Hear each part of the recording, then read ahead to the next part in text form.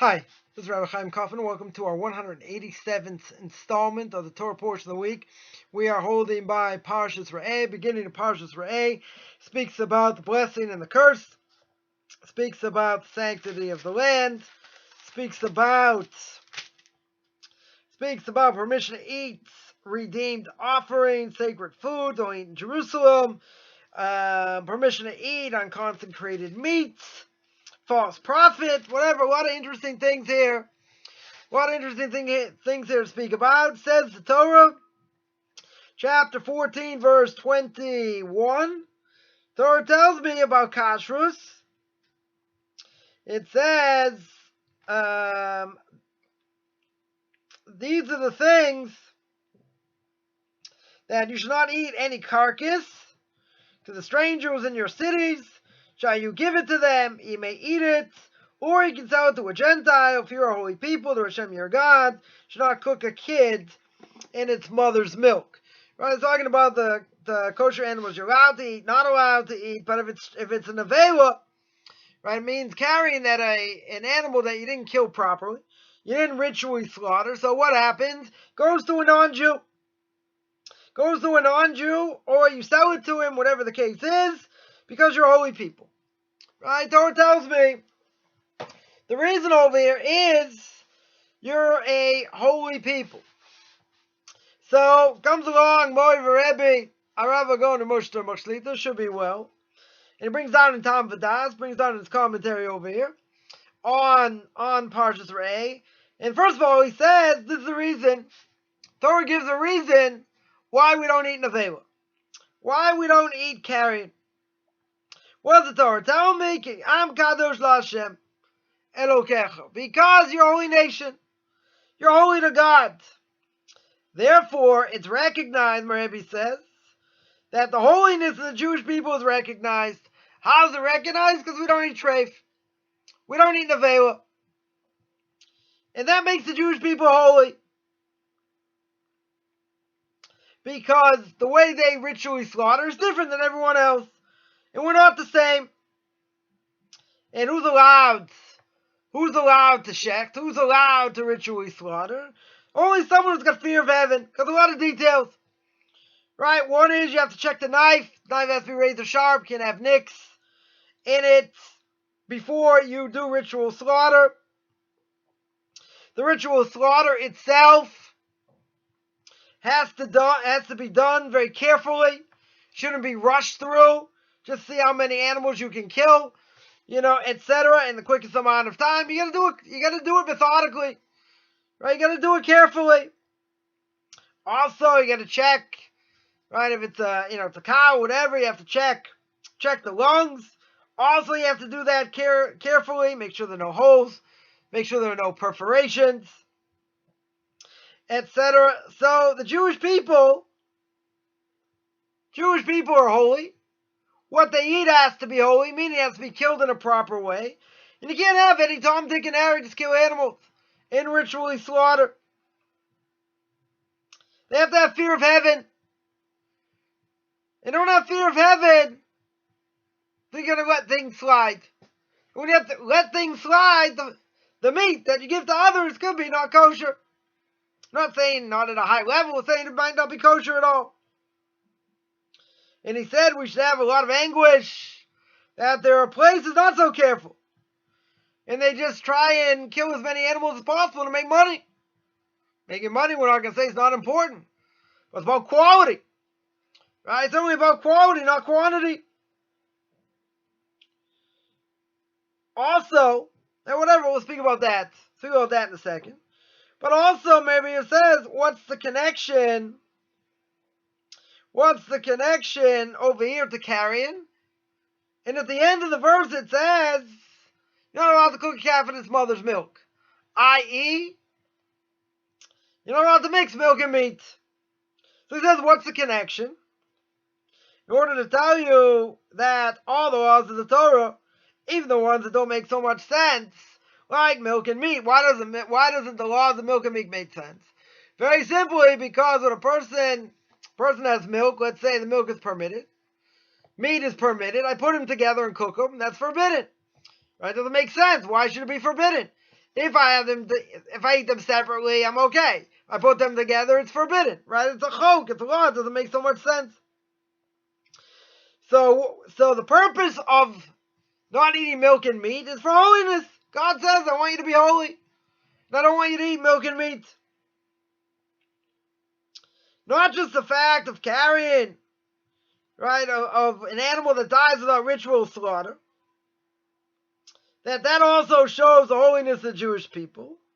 But the fact that we watch over, we guard the laws, even though we don't understand them, that adds holiness to holiness over here of the Jewish people. So let's go back. This is an important point, right? There are a few things here. First of all, when it comes to being a ritual slaughterer has to learn the laws, right? You have to learn the laws carefully. You have to review. You have to have fear of heaven. When it comes to ritual slaughter, you got to check the knife. You got to make sure there are no nicks. If there's a nick, you're going to have a problem. You're going to have a major issue. You have to check the lungs. And the lungs are very big of a cow. So you got to take time. You got to blow them up. And you got to see, are there any perforations? Are there any holes? Etc. So a person has to be very careful. That's why whatever a person puts in their mouth, they want to make sure that the standard of kashrus is a very high standard. A person shouldn't say, well, just as long as it has a kosher symbol, that's okay. So a person has to know which kashrus agencies are better than others. And instead of being mediocre, relying on, let's say, certain kashrus agencies that certainly maybe not up to snuff. So you hold according to a few that have a high standard. Now, if something is kosher, why can't I rely on it? Okay, that's the whole question. You have to know people in the field. You have to verify. People in the field know. About kashrus agencies. Etc. Which ones are good? Which ones aren't so good? So I would ask the following question for a Jew. The fact that, according to some, we are what we eat. So we have to be very careful what we put in our mouth. Now, obviously, we're talking about eating kosher. But if a person doesn't eat kosher, it's not really the point here, but just want to mention anyway, that a person doesn't eat kosher, a Jew, it's going to affect you in a negative way. Regardless of whether science has proven it or not. There are those that say such a thing. Now, are we going to say that a lower kashrus agency, it's not as stringent, whatever, is for sure that a person's eating non-kosher meat? Not going to say that, necessarily. But a person wants to hold by a higher standard. We don't want you to say, because it's kosher, and, these people rely on it, or whatever, I'm going to rely on that also. Because, again, there are different levels of kashrus.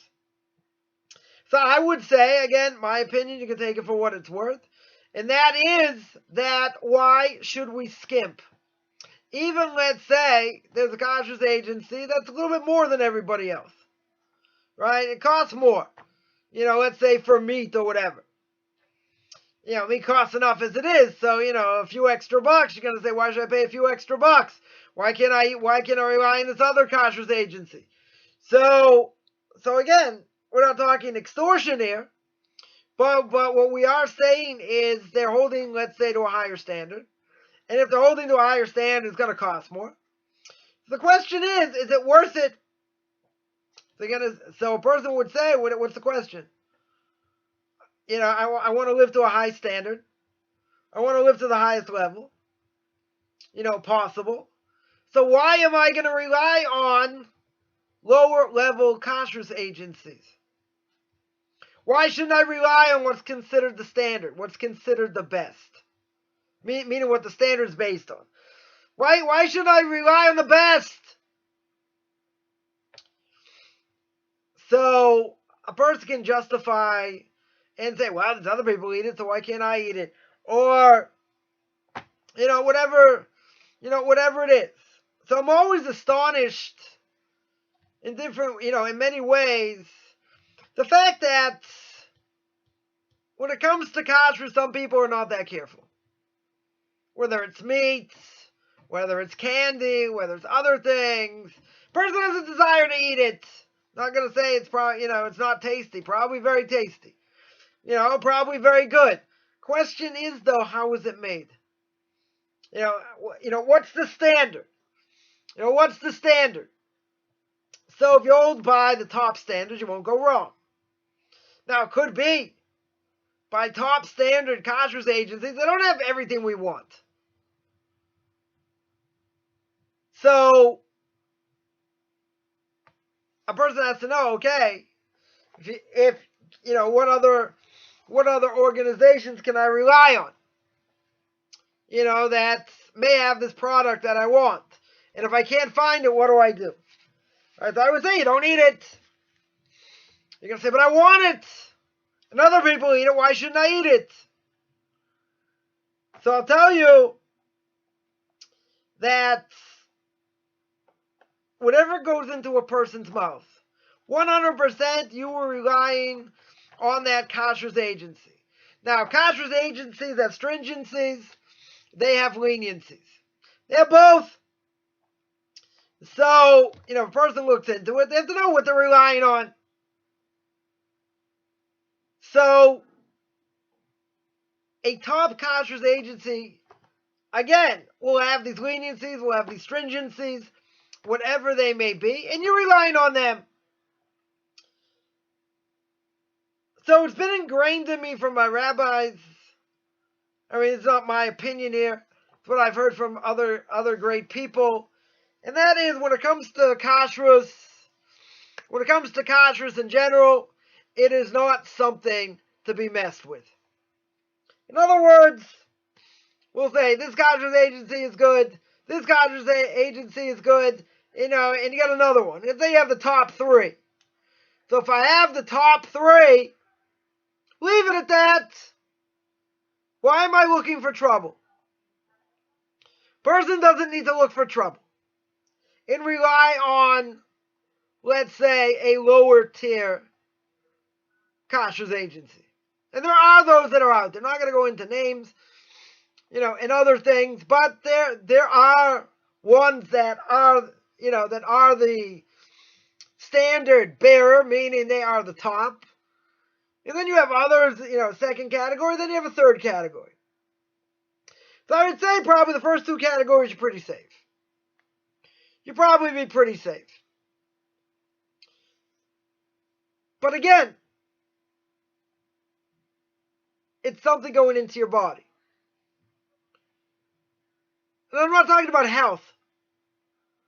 I'm talking about spiritual health. We want to be careful what goes in our mouth. Because it can have an effect. It can have an effect on the soul.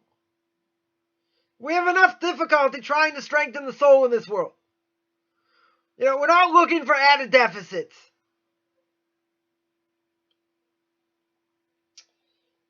So somebody who's going to be a ritual slaughterer, and we're going to rely on that kashrus agency to say these people are fine, and they're kosher to slaughter, and they know these people have fear of heaven. Because I will say, if you don't have fear of heaven, this is not the field for you. Because it's not just what everyone else is going to eat. I mean, that is really the point. You are ritually slaughtering, and then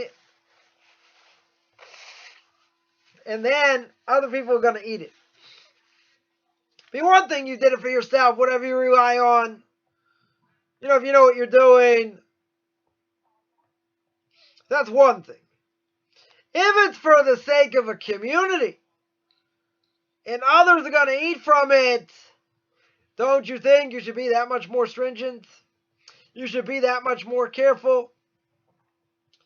What a person does in their own house, In general, I'd say, who cares? Whatever they do, they do. You would think they would uphold a high standard, okay. But somebody who's responsible for the community, this person is slaughtering however many animals, and it's going out to the masses. What you do in your own house, your business. What you're doing for others, the bar goes up. The bar goes up exponentially. Why? Because it's being done for others.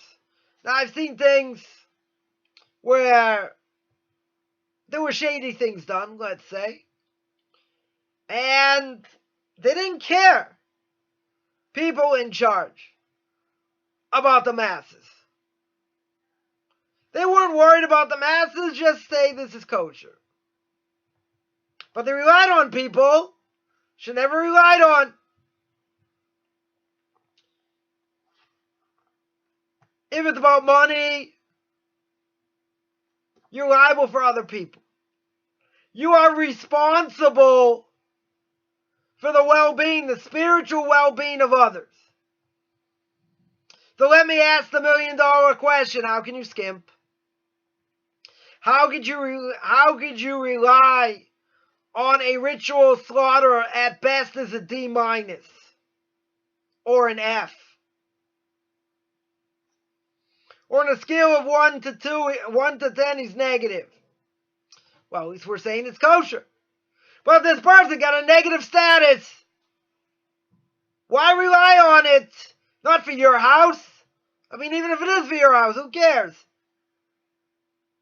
You're saying for other people, it's okay. And the person himself isn't okay.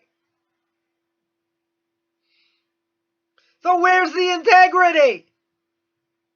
Right? I scream a lot about integrity. Because I asked somebody this question. There was somebody relying on a ritual slaughterer who basically is a minus, he's a zero. And I asked the head of the community, who knows all the ritual slaughterers, what's the deal with this guy? He says, I don't let him kill animals in my country. Not allowed to. They went somewhere else.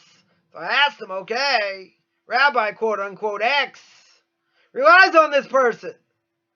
And there's meat going to the community. So I asked him, can you rely on it? He said no. When I asked him, how could this quote-unquote rabbi rely on it? He said, you think it's the worst thing this person's done? It's pretty bad. Don't think it's not the worst thing. So again, me being a little bit naive, where's the integrity? Why isn't there integrity? People want to make money. People want to have a name. But this is food. This is meat going to other people. You want to rely on a zero or a negative guy for the sake of kashrus, it's your problem. I don't care what you do it. You want to put your name on something, and everyone else in that community is going to eat it. And this guy gets an F or he's a zero, my language. It's irresponsible. Beyond irresponsible. You need integrity. Certainly in many, many things in Judaism. When it comes to ritual slaughter, multiply that by infinity. You need someone who knows what they're doing, who's methodical, who's careful, who has fear of heaven. If he doesn't have these character traits, you don't eat from his house. You don't eat from his slaughter. How could you do that? How could you take a chance?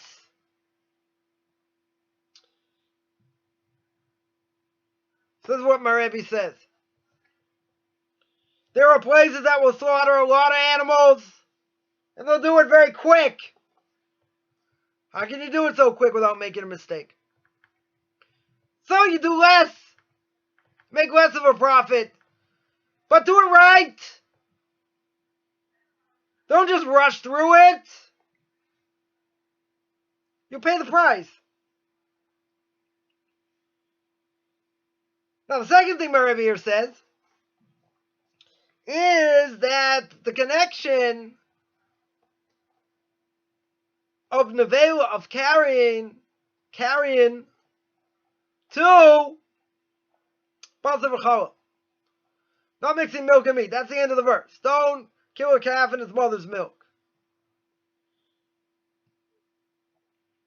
Now, we don't really know why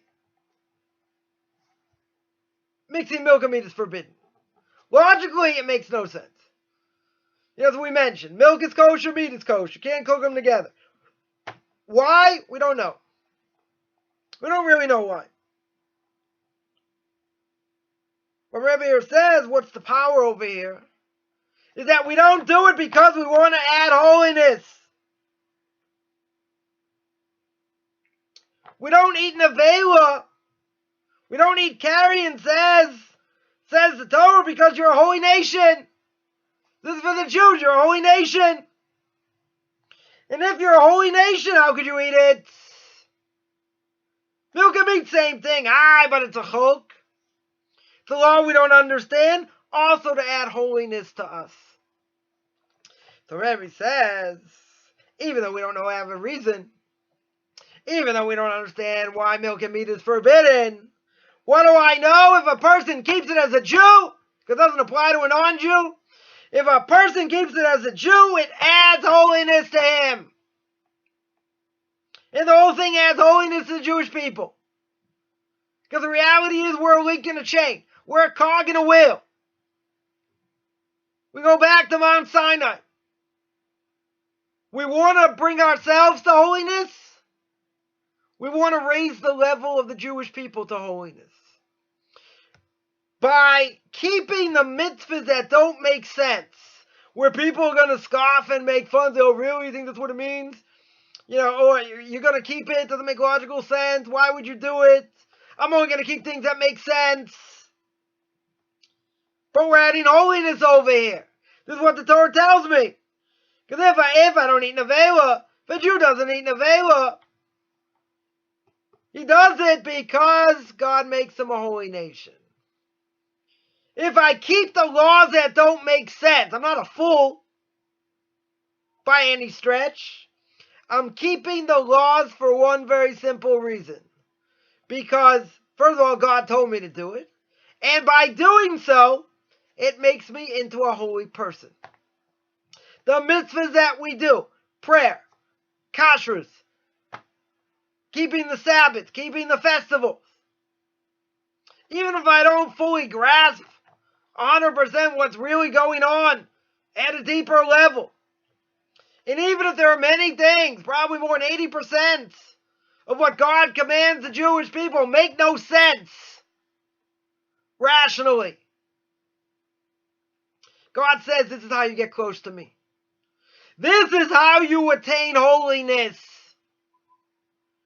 It's by keeping what I say, regardless of whether I fully understand or not. Now that's a hard thing. It's a hard thing because we can just go through the motions. We can say, we don't understand it anyway, so what's the big deal? I'll never understand it, not in 10 lifetimes. I can be lazy. But doesn't God want me to strive? Doesn't He want me to be the best Jew I can be? If He wants me to strive, you have to remember even the things that make sense. According to the Torah, it's still godly. If it's still godly, it can be confusing. It can be difficult. I remember, going through something once, and it was all about laws of damages. I remember thinking this is totally confusing. A lot of different factors involved, repercussions, all kinds of different things. So I remember I asked one of my rabbis once, I don't understand. This is supposed to be the closest to our understanding in this world. Business, damages. We can make sense out of it. But I said that this is intense. This is like, okay, I got a certain case. It's got all these different factors. And there are all these different ramifications. So when the rabbis looked at me and said, Chaim, think. Think that this is still godly. Even if it makes sense. It's godly. You got to put yourself into it. You got to put everything you have into it. You can't read the Torah like a newspaper. We have to be critical thinkers. You know, critical thinkers means you get all the details straight. You understand how the pieces fit. But you still have to remember, it's a holy work. And the Talmud is a holy work. They're not just rabbis. They're some of the greatest people in the history of man. Many of them had the ability, even though the generation wasn't worthy, to bring people back from the dead. Their generation, certainly not ours. They had that ability. So obviously we have to show them respect. You know, proper respect. And there were times we'll come across something, we'll say, really? Well, what does that mean exactly? Why did this rabbi say that? It doesn't make sense. So we got to try and work. Got to try and make sense. Even out of the most mundane things. But you have to remember, it's a godly book. Rabbi once brought down, name I think of Rav David Karwiner. I think it was Rav David Karwiner. Had on his lectern, Shvisi Hashem Unegdi Tomit. Always remembering God's presence. And that God's around. And God's in front of me. So one of his students said he was a great Gaon. Great rabbinic scholar. Torah leader. One of his students said, Rebbe, what do you have this for? What do you have this on your stender, on your lectern for? Because he said, I never want to forget when I learn that I'm learning Torah Hashem. I'm learning the everlasting Word of God. That's what I'm learning. It's not mental gymnastics. It's not being, as Rabbi Moshe Schneider, a blessed memory, my Rebbe's Rebbe would say, don't be an ultra-Orthodox student. Don't be a frummer student.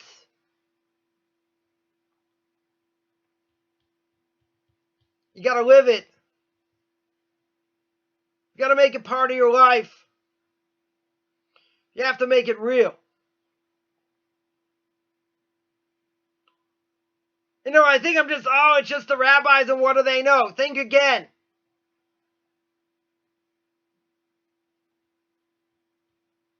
Through these quote-unquote rabbis, it's what all Jewish law are based on.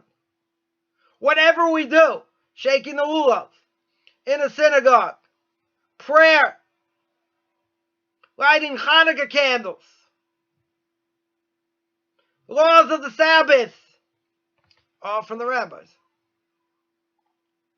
Right? A lot of the laws from them. Basically, if we look at all the laws as being a hoax, that we don't really understand them.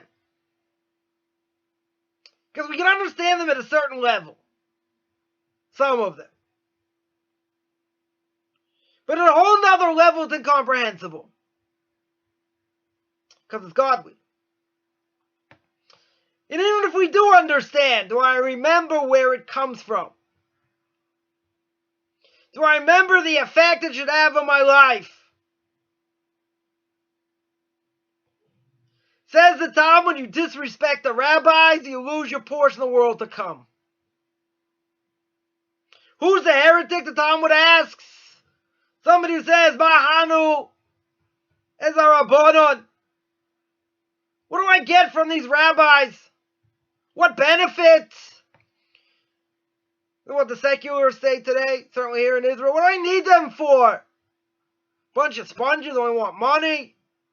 Bloodsuckers. God forbid.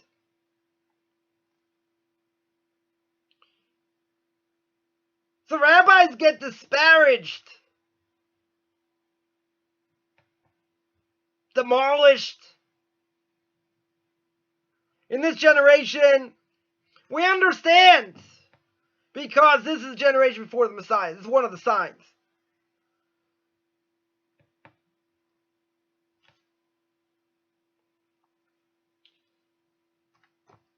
So even things we don't know or understand, people are going to scoff and make fun. Like they're God's gift to the world. Like they understand what the Torah says. They talk big. Or maybe not, they just talk. My language, diarrhea of the mouth. But they know not of which they talk about. How do I know? Because I met a lot of these people. Been in contact with a lot of these people. And they'll be the first to disparage, to make fun, to put down. And they can't even read Aleph Beis. So someone may ask or say, my opinion is just as valid. I don't think you can bring people back from the dead. These rabbis could. You're not in their league. Not even close. We're not even in the league of the previous generation. Never mind 2,000 years before. So people throw around a lot of words, say a lot of things. But I want to remind everyone one very simple thing. There are a lot of people that put in a lot of time and a lot of sweat understanding what the Torah says. And it's not easy. Anyone thinks it's easy, they're mistaken. Anyone thinks they learn from Art Scroll and they're really learning, they're mistaken. No offense to Art Scroll. But they are mistaken. It takes years.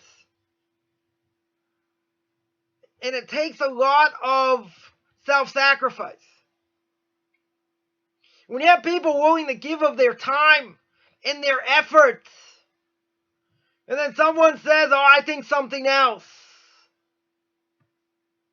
Or someone says, you really think that's right? And they show disrespect. So I should say, you know what? Chalk it up to this is this generation. The generation before the Messiah. Because you got people that make a lot of noise that don't know diddly squat. My language. They don't know anything. They can't read Hebrew. They've never read the Torah cover to cover. They've never learned Talmud. Never learned Medrash. Never learned anything, let's say. I should respect their opinion? In general? I'm not saying you don't listen to what people have to say. People have legitimate questions. Not saying not. Right? How do rabbis become better? Through their students. So the questions they ask makes them sharper. But says the Mishnah in Pirkei Avos. Says the Mishnah in Pirkei Avos, ethics of our fathers. You got to know your place. My Rebbe told me many times, if I think you're out of line, I will put you in place. Love taps. Beautiful. But you have to know your place. And a lot of people out there, yap, yap, yap, yap, yap. That's all they do. They don't have respect for anybody. They say, I'm going to follow God's law. But they don't know what it means. And when you disrespect the rabbis, you lose your portion of the world to come. You say, I don't hold to that Talmud. I don't hold to the rabbi. Okay, so the moot point.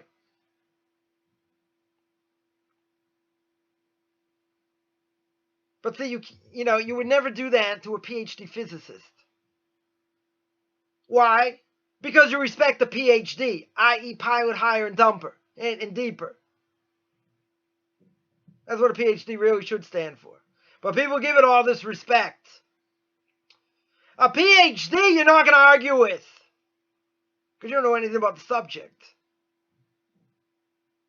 Someone who's been studying for 30 years, 40 years, 60 years, has unbelievable knowledge. Those you put down straight away. Why do you put them down straight away? Because it doesn't fit with your world outlook. You don't like what they say. And why don't you like what they say? Because you want to do what you want to do. So when a person has an agenda, we all have an agenda. My agenda is Torah. My agenda is learning as much as possible. Being the best Jew I can be. So how is it? It's very easy to knock somebody. You take a Torah giant. Take someone like my Rebbe's learning for forever. Getting 2 to 3 hours of sleep a night. Knows everything about everything. And people say things about him, can't imagine. Can't imagine.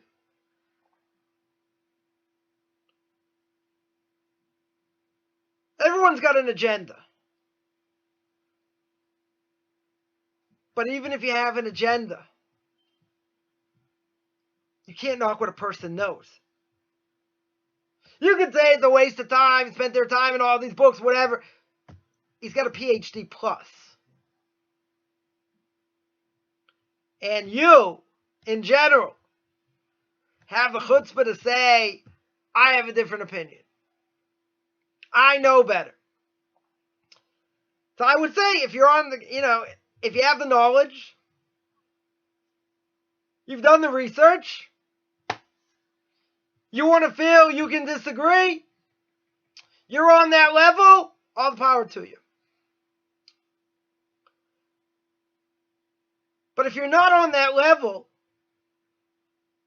which this is the claim I'll make, which most people are not even close, because they won't even get up to the crust of his toenails when it comes to Torah.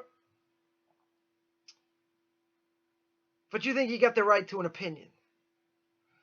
And you think you got the right to say whatever you want. So I'm going to set the record straight. Someone with a first grade education that can't read Hebrew, that doesn't know anything, you don't have a right to an opinion until you learn. And the first thing that has to be learned is humility. Humility is knowing that there are people out there greater than me, that know a heck of a lot more than me. And people know more than me, I have to rely on what they say. You may not like everything they say, okay. But you have to rely on someone who's got a PhD. Who's got the PhD today in Torah? It's the rabbis of the generation. They have the PhD. So with all the years and all the toiling and all the self-sacrifice, don't they deserve respect? And how they're spoken about? Come on, nod your head. They deserve respect for the hours, the time, the effort that they put in. Whether you agree with everything they say or not, I'm not even going down there. But if you don't even have a real education, a real Jewish education, who gives you the right to put them down? I have a different opinion. I have a different outlook. So my question is, are you within the parameters of Torah? Or are you outside the parameters of Torah? If you're within the parameters of Torah, good. If you're outside of the parameters of Torah, then you don't have what to say. There's nothing to say. It's called Torah made up in your own mind. In Torah made up in your own mind doesn't work, as I mentioned many times, and certainly it can't and will not be passed down to the next generation. So I want to remind everyone, I give a class on duties of the heart every Tuesday, 9 o'clock New York time. I have 2 Q&As, Tuesday and Thursday, 10 o'clock New York time, 5 o'clock Israel time. I have a class on Book of Leviticus, just started chapter 14, every Sunday, 9 o'clock New York time. And I do Tanakh Talk every Monday, 2 o'clock Eastern time, controversial issues. And do a class on Pirkei Avos, 2:30 Eastern time on Saturday, which is 9:30 Israel time.